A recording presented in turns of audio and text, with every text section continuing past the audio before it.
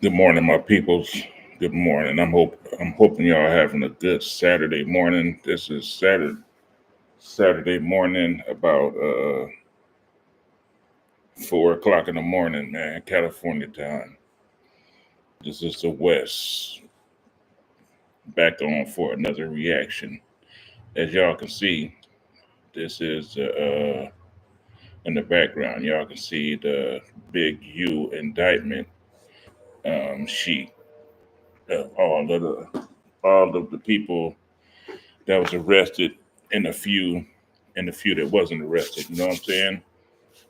You can see Brick Baby, um, Loose Cannon, um, a couple of other ones that I don't know. You know what I mean? And the reason I got that up is because this live that I'm doing, it has to do with Eddie Boy on Dopest TV, and Dopest Dopest TV is interviewing. He's interviewing Big U, not Big U, but Eddie, little Eddie Boy, and I would like to say that Eddie Boy has took it within itself to have a friendly war with Big U, because he feels like Big U um, got his brother locked up. I ain't gonna say had got his brother locked up. Um, knows about the people that got his brother locked up. You know what I mean? And you know, I think it gives him a great amount of joy to go to the court, to watch these guys' case, and ain't nothing they can do about it. And um, he's doing this thing, man. I like this dude Eddie Boy, man, because he's always positive, and I like his passion for trying to get his brother out of jail. You know what I'm saying? And in these hard times where family doesn't give a damn about each other, man. He's showing a great deal of passion uh, behind trying to get his brother out of prison. His brother has been locked up, I think, close to 20 something years, or maybe more than 20 years. You know what I'm saying? And you know, uh, he's been showing up to Big U's court dates and Loose Cannon's court dates. You know what I mean? Every time they have a court date. So this is an interview with the Dopest TV and Little Eddie Boy. This is an exclusive interview because Eddie Boy hasn't really been giving anybody interviews. His interviews would probably be worth some money right now too, and he's been real exclusive with who he gives his interviews to, which is pretty smart. You know what I mean? So let's let's get to it. This is little little Eddie Boy on dope. This is little Eddie Boy interview or Eddie Boy's interview on Dopest TV.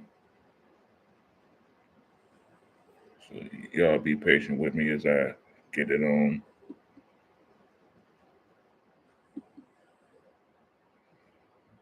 So yeah, I believe this is part one.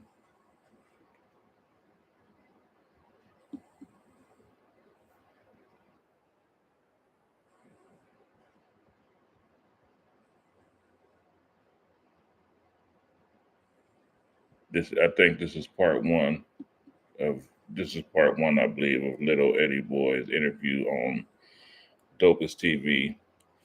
Um, y'all go over to Dopest TV and give him a like, man. Give him a subscribe, a share, and show brother some love, man. It's a good brother. He got great content over there. He doesn't put out a lot of videos like every day, like I'm pretty much doing. You know,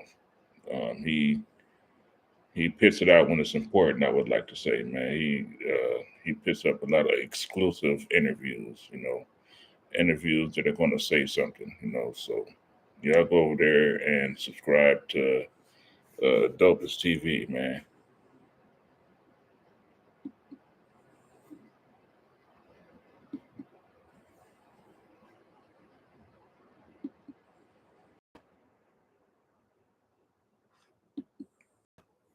All right, so yeah, this is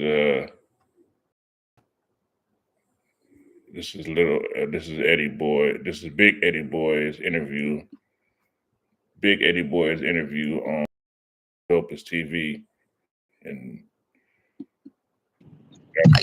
You know, because we a few times a week at least that I've kind of tried to stay away from certain topics. So I've been on hiatus from YouTube, but I felt like this was a great jump back in the arena, especially with this conversation with you. I am biased whole situation because you are my friend, so I've tried to kind of stay out of it. But I want to go ahead and jump in and just have this conversation with you and get like the history. You know what I mean? Big Eddie Boy. And I want to talk something about your brother too. Uh, Big U, Loose Cannon, and the current Rico that they fighting. So let's go. Let's start from the beginning. Where you from? Uh, Well, I'm right now, but I'm Muslim. I'm in North Shore. I represent that. But I used to be Eddie Boy from the '60s. But a lot of people don't know that I grew up in Carson, California. At first on Gladwood, California, on Gladwood Street in Delamo, better known as it's the one I know East Coast is right now, but it was Delamo blocks when I was growing up over there. And I grew up over there, and then like in 1982, I migrated over there on 10th Avenue in the '60s. oh, okay, okay. So at what age did you join Rolling 60s? In '82, Okay, okay. So I mean that's like what second generation basically, right? third Third, generation. third generation. Okay, okay, Yeah. okay. So what was your first memories or encounters with Eugene Henley, uh, also known a lot as Big U, Well, Hannibal? it's like when I first around there, man, there was a lot of brothers on that block because I was catching the bus from 10th Avenue all the way back up to Wilmington, California, because I graduated from Banning High School in Wilmington, so I was catching the bus, the 210, from Crenshaw all the way to Wilmington and back home every day. So, and I used to have to walk down the street on 10th Avenue to get to my apartment. And I used to have on, me, I was a square back then, bro. I used to have on like Levi's, flooded Levi's, Vans, the Tika shirts, red the Tika shirts and all that stuff. So one day I had on a red the Tika shirt walking down the street, and they all popped out, and they was like, "Man, who was that?" Because I don't know now. I'm oblivious to that culture back then. I didn't know nothing, so I'm playing football, so I don't know nothing. So they was like, "Hey, man," they was like, "Oh man, he stay down the street." They recognized him. They said, "Oh, he stay down the street." So they hit me up, was like, "Man, don't be wearing that red shirt over here." And I asked them why, so they explained to me why. So I went in there and I just threw it in the trash. When I went to the house, I just threw it in the trash because I seen the serious nature of why I shouldn't wear red over there on that particular block. Right. So um getting back to the question, man, dealing with Eugene, I met Eugene, brother, in probably like in the end of 1984, beginning of 1985, when Lil Mump and Slim brought him over there on 10th Avenue. Okay. So you met him on the dime block. That was I'm your first. right. I met him on the dime block because he was trying to convince me and a couple of other individuals that we remember him, but I didn't remember him because I had never had met him. I met Slim, his cousin. Big Mhm. Slim is his cousin, and from Arlington Avenue, and I already knew Poochie, so and I knew Slim and I knew F Bone, so I met him after that. His cousin had passed away, got killed, so he came back from I think from Chicago, and he Mhm. came back over there right after that, after his cousin got killed. So that's Oh, where that was my first encounter with yeah. And yeah, I think I do remember some about that. And that's when he got like properties and stuff like that in Chicago or something like that. After something to do with some family or something. Uh, so now, were you and Big U tight? Were you guys like, did y'all really run together, or was just, I see you when I see you, or did y'all like go to each other's houses, hang out, interact with each other's family? him. At the beginning, it was him. He had a particular crew that he hung around with. He hung around like Slim, Petey Wack, Nutty, um, Mad Ronnie, and Slim. So he hung around them brothers at the beginning, and we all had like different type of crews, but we was all on the same block. And shoes. Uh, See, those are, I believe, those are some of the big names. Let's see, like some of the second generation of the Rolling Sixties. Those are pretty big names that he's naming. You know what I mean? But I'm not from over there, so I wouldn't be able to say if it is or if it isn't. But um, from the time that he did, I think he said he did something like 30 years or something like that. Yeah, he's obviously been around for a minute, man. He knows some big names.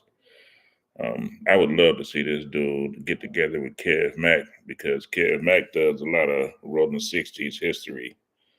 And I think that they would do a good job of putting out some good Rolling 60s um, content or history. You know what I mean? But yeah, let's get back to it. Big J Stone, uh, just like certain brothers on the block, Lil Looney, um, Hmm. and things of that nature, man. We all was hanging out like that, but started hanging out with each other is when he caught a hot one, right? I think he caught a hot one. He went to jail for a hot one, and I was coming home from the penitentiary. I came home in like in '87, so and he came home, so we linked up at that particular time. But we always been homeboys because at like say for instance where we go out and have certain events like Uncle Jim's Army, um, Hmm. go to the sports arena, go to the Long Beach Stadium or something like that. So we all hung out with each other. We all knew who all everybody was because we all hung out on the same block. Oh, okay, okay. So we gonna fast forward just a little bit. All Uh right. at some point, you and Big U um get into some trouble together, in which both of you were incarcerated. I see a lot of conversations uh on the internet in regards to that. Uh I know because I've read the paperwork front to back. I know the case like I was on it. You know what I'm saying? And like I said, you and I, we talk about these things at length. Um, and we're gonna get to some of the other reasons why. I think this is where the word kind of went around for a minute where they said that him and Big U got locked up together. And they say, I don't know how true this is or not, but they say that Big U, when they got arrested and they were handcuffed, Big U said something about, um, I'm never going to work with Eddie Boy again or something like that. And people were trying to say that that's like snitching or something like that. You know what I mean? So I don't know. I'm just giving y'all some content or some, giving y'all some info on the case or whatever. As it pertains to your brother. Um, so you guys catch this case in what year? We got the case December 26, 1991. Okay, 1991. And just for the viewing public, What were the charges, and what were you guys convicted of?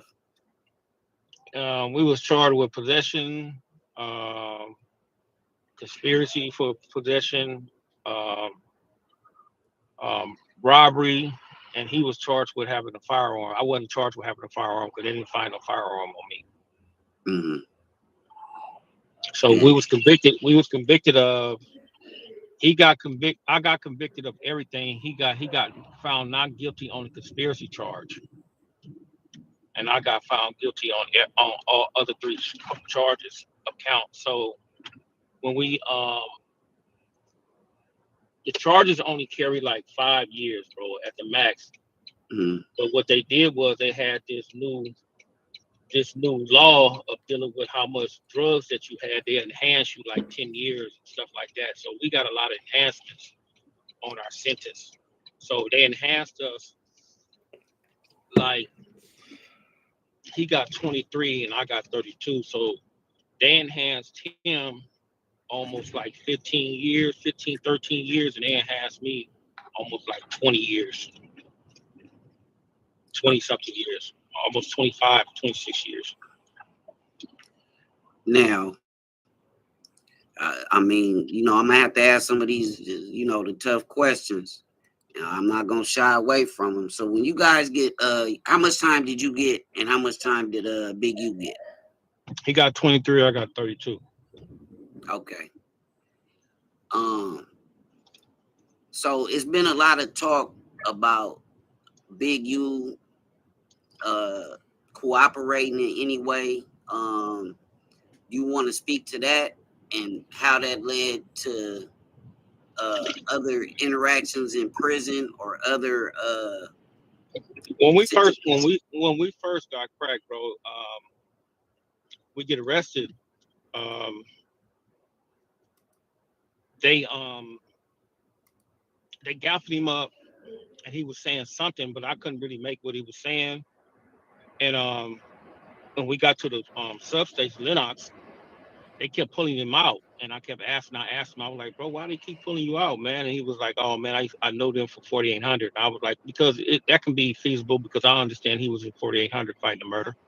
So you do have deputies that come from that and go to the field, and be working. They remember who we were, up in that county jail. So I took that as face value. So when we in the county jail, HOJJ, because we was on both on $1 million roll, we had $1 million bail. I get the police report, and the police report said he had made two statements. So we in a cell together, and I read the paperwork. And then when I read the paperwork, I said, "Hey, look, bro." I gave it to him. I said, "This is what they saying." So he looked at, he read it. He said, "Oh, Ed, man, the motherfuckers are lying," which could have been true at that particular time because when you grew up in our age in our era, bro, you usually don't believe what the police is talking about because we know that the police run maneuvers on people, and then we know that the police lie on a lot of individuals, bro. We all been through that, Right. right? So I'm like but as me being his homeboy, I'm like, I didn't think nothing of it. I was like, okay, man, cool. So once we get found guilty, you can tell that he was feeling some type of salty, some type of way, man. But I'm like, you shit, dude, I can't do nothing. We got caught dead bang, so we're gonna have to go do what we have to do and get back home because we both had half time. So he had to go do half of the 23, and I had to do half of the 32. Mm-hmm. So, but when we land in Calipatra, we were both on the same yard on fire, right? But Mm-hmm. everything is still cool. So he still was trying to figure out how much time I had because they sentenced him first, and once they sentenced him, they shot him out the courtroom, and then they Right. sentenced me. Then they sentenced me. 32 is 23 years. That's nasty work. But I mean, I guess they did get halftime. So um, half of 32, that's 16. And Eddie Boy, I guess he had to do 16 and half of 23, which is 11 and a half. I guess Big U had to do 11 and a half or whatever. But whew, that's a nasty sentence right there. And then he was like, hey man, how much time you getting? I told him, and then his stepfather Hank was like on the yard, was like, he asked me, he said, "You got your sentence report?" I said, "Yeah, I got it." So I went in there and got it and brought it back out, and he read it, and he looked at Dante, Big Q. He was like, "Oh man, this dude got way more time than you." So that was that. So that was that. But I was on that yard. We was on a reception yard. So what he did was, since Hank was on that yard on C yard, he wanted to stay over there on that yard. Me, I wanted to go to A yard with the rest of my ex comrades with that, like Big Sea Dog and certain other individuals. So I took a trade on signed up for a trade to go to A yard. So they sent me to A yard, but when I got to A yard, I had some of my ex comrades. They was coming over there, and they was telling me that the boy said you only got 5 years, and you told on him on y'all case. And I was like, huh? I didn't believe it at first, but then a couple more other guys kept coming over there. So I got the paperwork. I got the case. So I'm like, Right. man, y'all can read this stuff yourself, man, and you can come to your own conclusion. So Mm-hmm. it didn't the bullshitting didn't happen until we split up from each other in Calipatria. Then that's when everything started going to the left, Right. which I couldn't understand. So, but you got to understand at that particular time, bro, in in the '90s, bro, in that penitentiary, if you a rat up in there, bro, you open game. You Right. know what I'm saying? So it's like, and it doesn't, and it's not, and it does nothing happen to, it does not happen or hasn't nothing to do with just because I used to be from '60s. If you're a rat, you're a rat. So you open game to everybody, all the Crips, everybody, bro. So once dudes started to put that out there, they'll put it out there. So he started putting it out there to like everybody, not just to my ex comrades, but to everybody, bro. So Right. I had to basically deal with that type of situation, and because when dudes, even if dudes don't have no paperwork, bro, they'll roll with a brother's word. You know what I'm Right. saying? Without seeing anything, because they feel some type of loyalty, or they feel that individual that he's so much of a joint, or he's a stand-up individual, or he's a reputable individual. They just gonna take that word and just run with it. Right. And some of them dudes are like that inside the penitentiary. That's why we always say it's selective. Everything becomes selective. So I got at him. I wrote him. I got at him. I let him know. I was like, "Hey, bro, you tripping? The police is the one that said you said X, Y, and Z." So you have some of his little minions up in there, like little dudes rocking with him and things like that. You know how that goes. The neighborhood is split between me and him, and Mm-hmm. you got dudes believing it, and you got dudes like, "Man, we ain't got nothing to do with that," and you got dudes like, "Man, that dude's a fucking lie." Right. So Right. that's what that was up in there. In the penitentiary. So So okay, go ahead. no, no, go ahead, go ahead, go ahead, go ahead. So after that, so once I started paying attention to that, it was always going to be some potential type drama, regardless of if I'm telling the truth or not.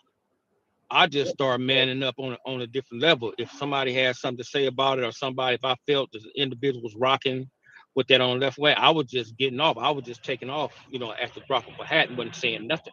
If I felt that you was on that team, I would just getting with you. I didn't care, because No one thing for sure, hesitation. right? No hesitation. So one thing for sure, and two things for certain, bro. The only thing that them dudes understand inside the penitentiary, bro, is violence. If you're Yeah. trying to talk something out, bro, them dudes do not respect that. They're not gonna understand that. Now, if you get up in their ass, then they'll hear you out. But at first, they don't be trying to hear that. So once I got up and covered them dudes' ass, bro, I didn't have no, it wasn't if they was talking shit, they was doing it behind my back, which I really didn't care. Right. Right. Mhm. Okay. So obviously this made your incarceration all that more difficult, and this is probably where a lot of the animosity, because you don't feel like Man, this dude Eddie Boy, man, he has a great story. I think he should write a book. And the work he's putting on to try to get his brother out, I think it'll be a good redemption story at the end. I pray that he get his little brother out. I have a little brother. Uh, my brother did a little bit of time, and I know how I could feel when you got a bunch of people, going in on your brother, and ain't nothing you can do about it because you're out of the way. You know what I'm saying? So, I can kind of understand how he feels about that. He only thing important to him right now is getting his brother out of jail. And he's working hard at that. He's going to all of the court dates. He's trying to do whatever he can. The right thing. Because I feel like um, the person that he is, he's not the type of person that's going to go and snitch for his brother to get him out of jail. I think he's going to try to do it the right way, man. And you know, he's showing a lot of passion toward getting his brother out of jail, and I respect that. You were convicted because of anything that Big U said, right? We got caught dead bang, bro. So Right, there's, right. so I'm the type of person, man. I'm gonna roll with the punches. Yeah, Whatever it may be. Now, if he made this, when the police said he made these statements, at first I didn't, I wasn't tripping off of it, man. But when he was like trying to throw it, like saying I told on him just yeah. because he was Switch it mad up. because we had switched it up, that's when I felt some type of way. But other than that, I didn't. If he would have never did that, it wouldn't have never been no issue nowhere around the board, never. Right, y'all got caught. We got caught, we'll do this, and we'll just come home. Yeah, yeah. Okay, so let's. So you get, like you said, you had to go through your situations, putting it down while you was in there, because like you said, some people, uh, you know, some people chose up. You could say, you know what I mean. So he gets out before you, obviously, because you got more time than he did, right? Right, he gets out like I think like 5 years before me. Yeah. Okay. So during that time he got out, he never reached out to you. Did you guys have any communication before you got out while he was free? No. So he wrote me back a letter, and he was explaining something. He was saying something. I let a decent read it. He was tripping, man, because I sent all the paperwork to the neighborhood, Hmm. and he was tripping behind that. You know what I'm saying? So, but I had to do what I had to do, man, because like I said, once you put that narrative out there like that, I become open game. I could have Right, lost my life up in there behind that shit. right, right. Facts. No, that no, that and especially in this time period that we talking about, Right. uh definitely, definitely. Okay, so we threw that. You get out, I believe we had this conversation. Y'all have ran into each other on occasion on the streets, right? No, I seen him a few times on the street. He ain't seen Oh, me. okay, okay, okay. Right. Right, right, right, right. So it's like, bro, because I tapped out. I took my shahada around. I was like almost 27 years old. Hmm. So when you embrace Islam, bro, it's just like certain things, man, and certain rules and regulation, bro, that I have to follow. That I'm not gonna break the rules on certain things. So I have to leave my past demonstration alone. I can speak on the things that I have knowledge about. What I'm saying, my history or whatever it may be, whatever I've been through, like a story or something like that. I don't speak on open cases Right, or nothing like that, but I speak to the history. If I feel that something wasn't told right, I'll try to sit up there and I tell the truth about it. I'll be like, man, they lying. That's a lie or yeah, something like that. But when I embrace Islam, bro, it tells you in the Holy Quran, man, it's like if you kill one person, it's like killing the whole humanity because we don't know how great this individual may turn out. We don't know what this individual is going to provide for the community. We don't know how strong this individual is going to be affected towards the community, etc. right, So I could have came home on some bullshit, but it'd have been hypocritical for me, to go back and say that I'm a Muslim inside the penitentiary and come home and then jump off in the rolling 60 car, if you right, understand what I'm saying. right, right. And I mean, just so everybody knows this, I will be having Brother Adisa, to some known in the streets as Sneak Low from Insanes. I will have T Dog from Pomona, Trey 57 on here, some other brothers that were incarcerated or did have dealings with Big U in the penal system. So we're out here Yeah. kind of near Bridgeport, Texas. This is a good buddy of mine, Ron. I know he always keeps. All right, y'all. That's the end of that. I'm gonna end this live right here. Tomorrow I'll do part 2. So y'all enjoy yourself. This is Saturday morning. Yeah, part 2 is gonna be a little bit more exciting. So yeah, let's get to it, man. Y'all enjoy yourself, and I see y'all tomorrow. You know what I mean? Awkward beginnings. Y'all go over there and check out It's Dope TV. And also check out Little Eddie Boy, or no, Big Eddie Boy. I don't know why I keep saying that. Go check out Eddie Boy's channel, man. He got some dope content over there. Y'all go check him out. Give him a thumbs up on his channel. You know, he got dope content over there. He does a lot of old school history, you know, on the rolling 60s, man. So y'all go check him out. You know, good content. And everybody enjoy their morning, you know, their Saturday. And amen to everybody, man. Enjoy your day.